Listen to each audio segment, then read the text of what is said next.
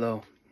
Um, just wanted to make a quick video showing or explaining how much Akira Toriyama's death and what he left behind, how it impacted me.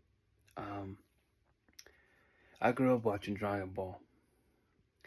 I I was born in 1997. My brothers were born in 1990, 1992. So they kind of had a jump start to watching it. And around the 2000s, like early 2000s, I was about, 5, 6. Um, but my memories, if you ask me about Dragon Ball, without me even saying it to you, right away what jump into my head would be pretty much just watching Dragon Ball in the cassettes, like the square ones. Like, it's crazy to say that now because now it's all digital, hell, DVD, you know what I mean? But back in the day, it was the cassette players and the big square looking cassettes. Um, and yeah, I remember watching it.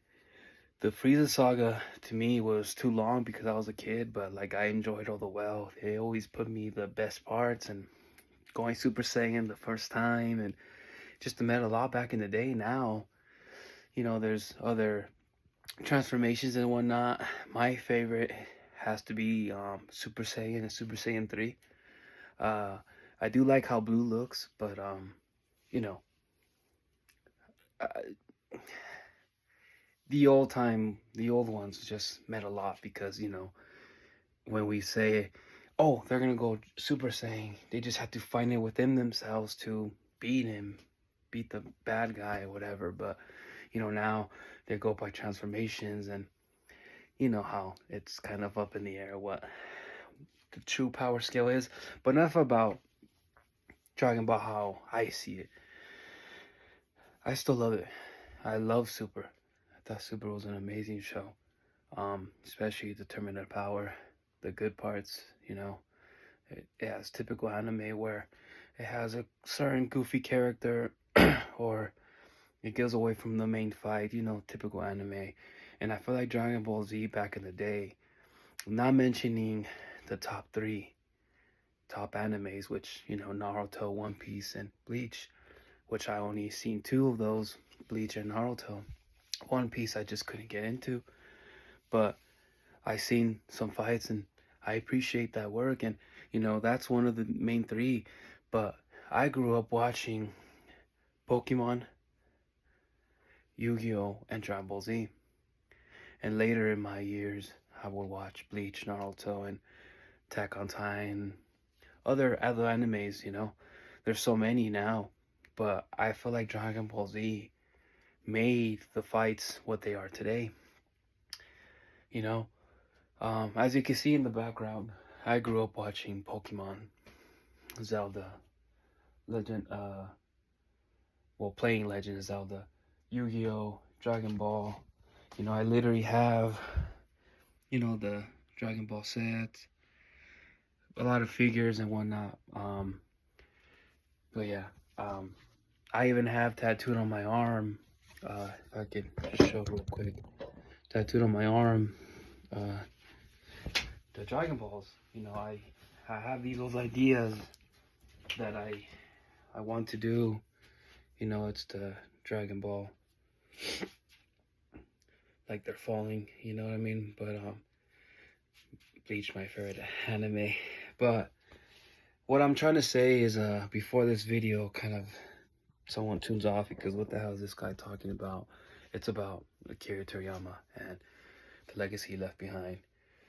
Honestly, that show to me was just an amazing show. It was, well, my memories of it is watching the cassette players, like I said, and we would rewatch it, especially the Cell Saga. Cell Saga to me it's always the pinnacle of Dragon Ball, I think, because I didn't really get much into the Dragon Ball when he was young. When Dragon Ball Z hit, when Raditz came, and Piccolo was now like cool with them, and Vegeta, and then the whole Frieza thing. And then just Sal to me was just crazy. I loved his design. I always remembered when we would go to Mexico, me and my family. Um, we it was back then. Now there's all kinds of things to do in Mexico, and how we even would take walks and strolls and enjoy the scenery because there was no Wi-Fi. There was no internet. We didn't even have a phone back then. We were kids. So how you entertain yourselves? What we would do is typically uh get we would get there, say hi to our family, enjoy a little family meal, whatever. The next day we would go out and see the scenery, and by the second day, what will we put? We'll put Dragon Ball Z. We'll put Dragon Ball Z in the cassette players, and I remember it was always a Cell Saga. It was the episode that fond to me so much was when Trunks and Vegeta got there, and Vegeta's all high and mighty, and they're overconfident, and just Sal retained his perfect form. I remember that deeply. We would do that every summer.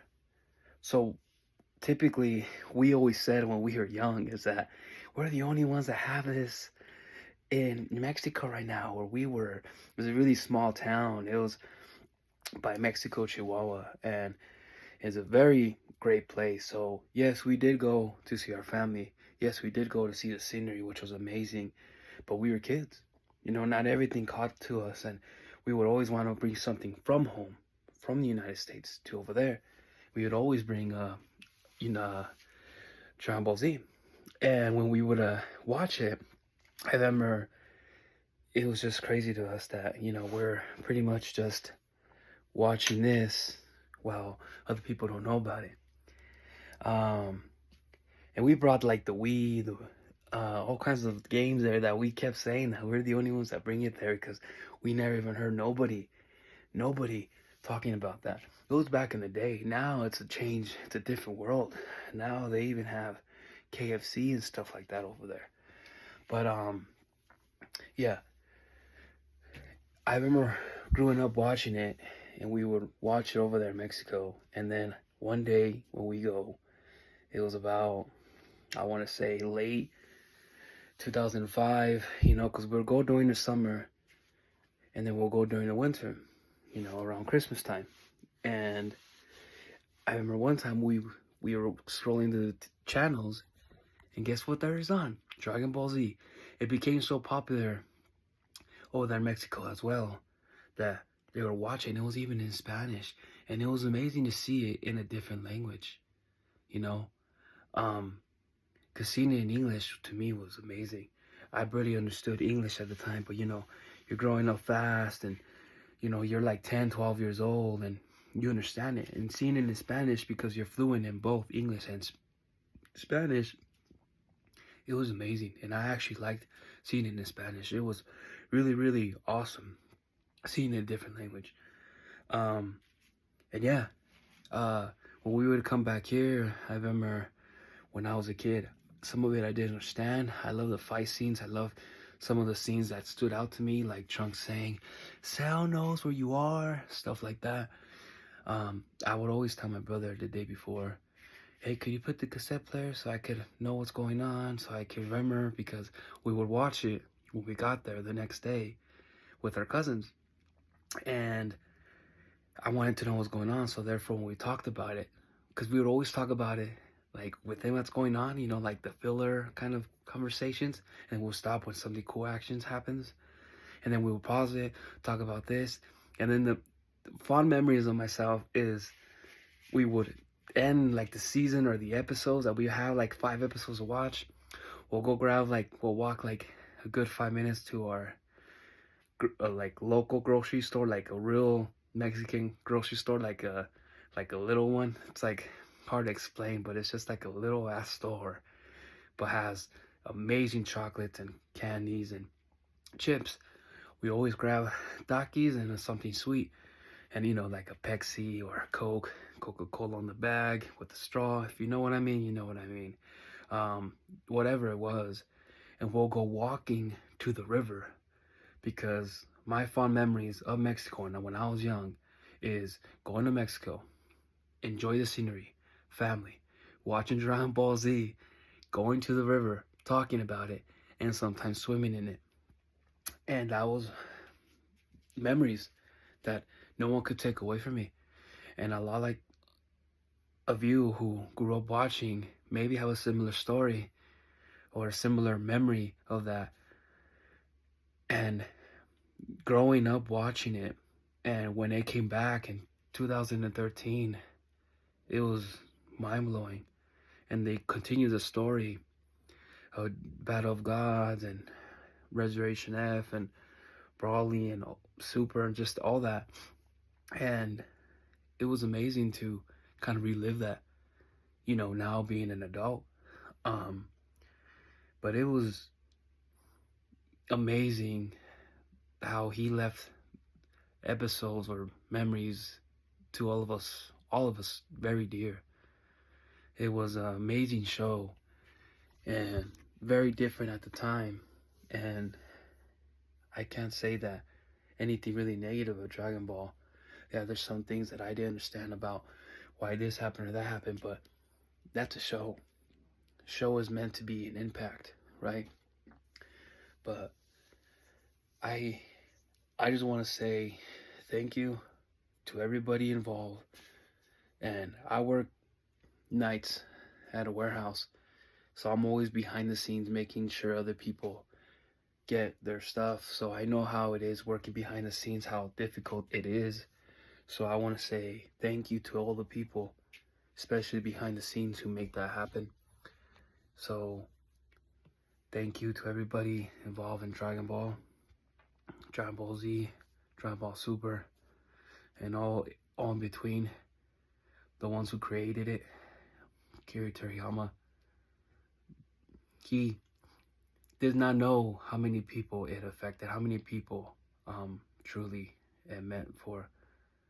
And I'm over here literally in my little ghetto setup because I want to do my gaming, which I never even start because I procrastinate a lot.